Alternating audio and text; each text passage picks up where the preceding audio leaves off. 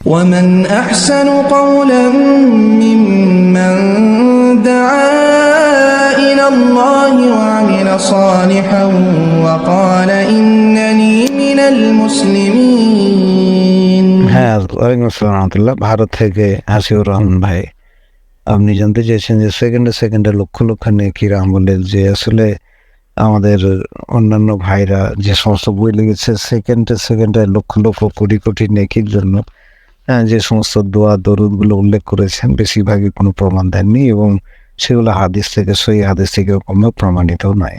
তবে মনে রাখবেন যে কোটি কোটি নেকির আশা নিয়ে মানুষ যদি নেকির কাজ করে, সহি হাদিস থেকে একাধিক প্রমাণ আছে। এর আগেও বলেছি, সূরা ইখলাসকে কেউ যদি 3 বার পাঠ করে তো গোটা কোরআন মাজিদটাকে পাঠ করার সমান সে নেকি পাবে। কোটি কোটি নেকি, এই নেকির কোনো শেষ নাই। সেই জন্য সকালে সন্ধ্যায় নামাজের পরে 5 ওয়াক্ত নামাজের পরে পুরুষে পড়তে পারে, ফরজ নামাজের শেষে সে সূরা ইখলাস পড়বে এবং অন্যান্য দোয়া দরুদ পড়বে, সুবহানাল্লাহি বিহামদিহি সুবহানাল্লাহিল আযীম ইত্যাদি ইত্যাদি। এগুলো অনেক বড় বড় নেকি। এই সমস্তগুলো এমনকি ফাঁকা জমিন থেকে আসমান যে তার থেকেও বেশি একটা কালেমার ওজনটা ভারী।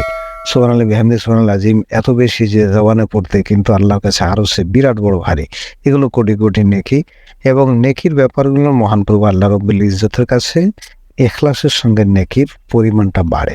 সেজন্য যে কোনো জিনিস যখন পড়বো আমরা, তখন ইখলাস থাকতে হবে। আল্লাহ রাব্বুল ইজ্জত সেটা একটা নেকি দেন এবং সেটা 10টা গুণ বাড়িয়ে দেন, এবং 10টা থেকে সেটাকে 700 গুণ পর্যন্ত বাড়িয়ে দেন। এমনকি হাসরের মাঠে মহান আল্লাহ এই নেকির পাহাড় দেখে অবাক হয়ে বলে, আল্লাহ আমি এত নেকি করিনি।